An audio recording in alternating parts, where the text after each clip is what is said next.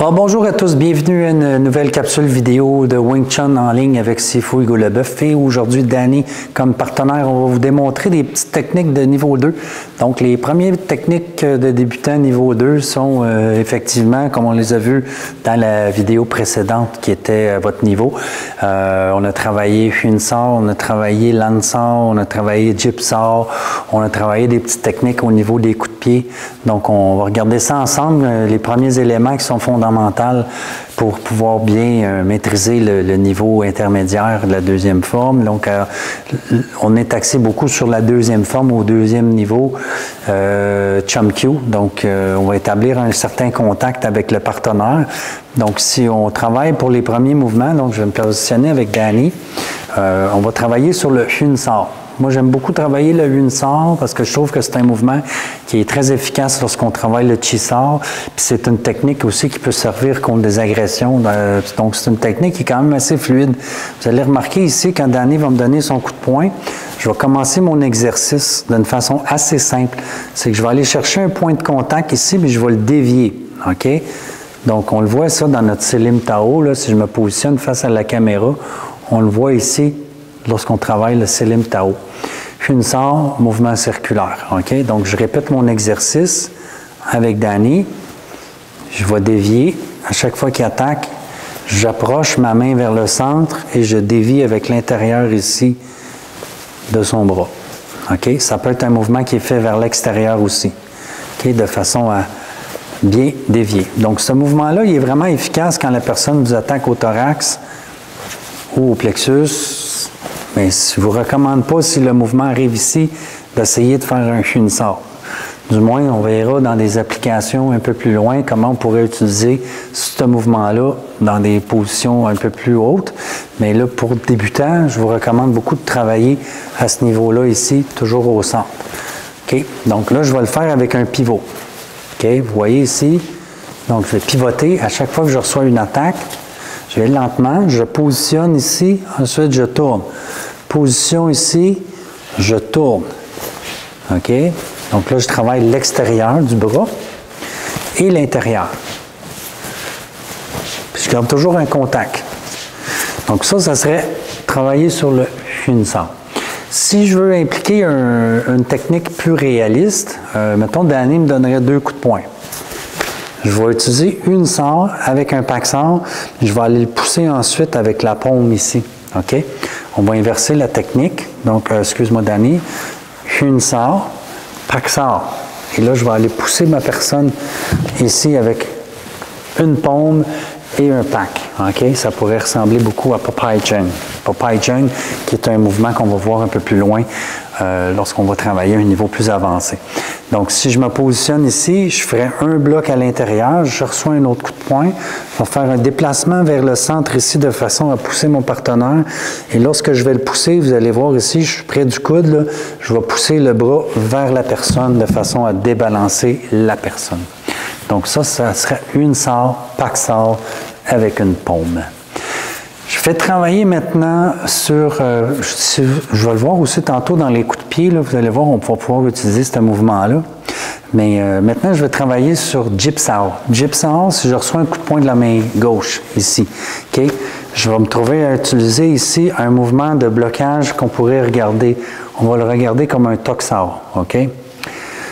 Il va y avoir des petites variantes, là, vous allez remarquer ici, je pourrais l'utiliser avec mon Jipsao de façon à claquer son coude ici, OK? Donc, je vais le travailler comme ça ici, Toksao avec Jutsao. OK? Donc, ça va être 1 et 2 et 3. Encore une fois, je vais pivoter, OK?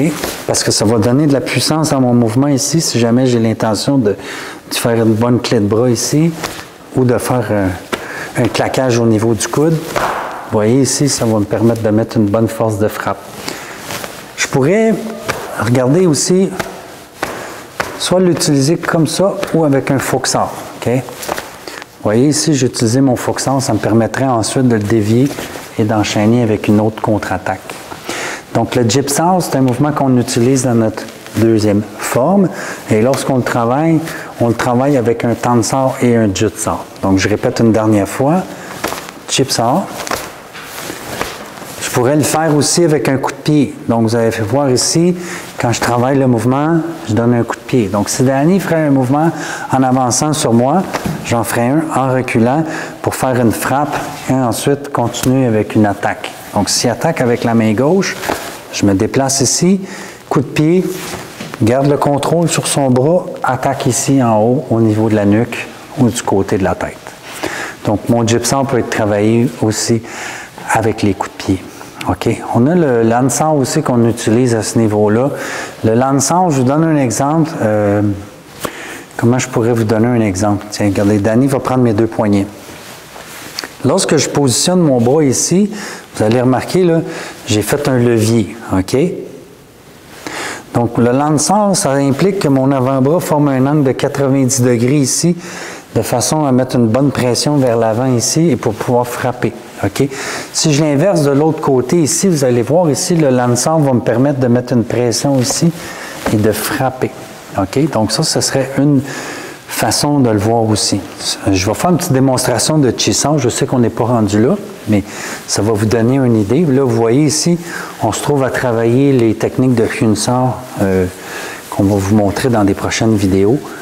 Vous voyez ici, j'ai utilisé mon Lansor. J'ai trappé mon adversaire ici avec mon avant-bras de façon à le bloquer et à pouvoir frapper.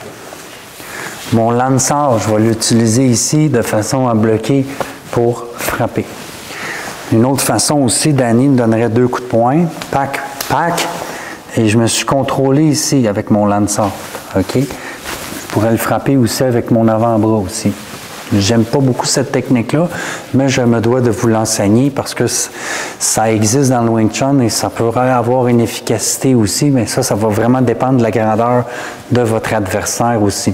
C'est clair que si l'adversaire est plus grand que vous, ça ne sera pas la technique de prédilection. Par contre, si vous en avez un qui est plus petit, vous allez avoir l'avantage de pouvoir rentrer votre avant-bras au niveau de la gorge ou du menton pendant que vous exécutez votre Lansor.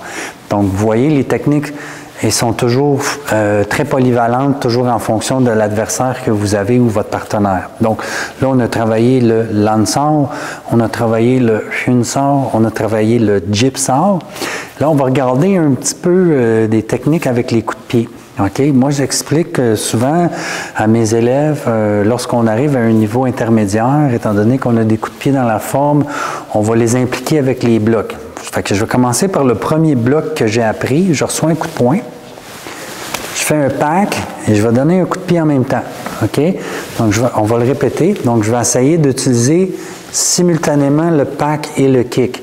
Et lorsque je vais déposer mon pied au sol, je vais continuer avec une nouvelle contre-attaque. OK? Donc, si mon partenaire avance sur moi, 1 et 2 et 3.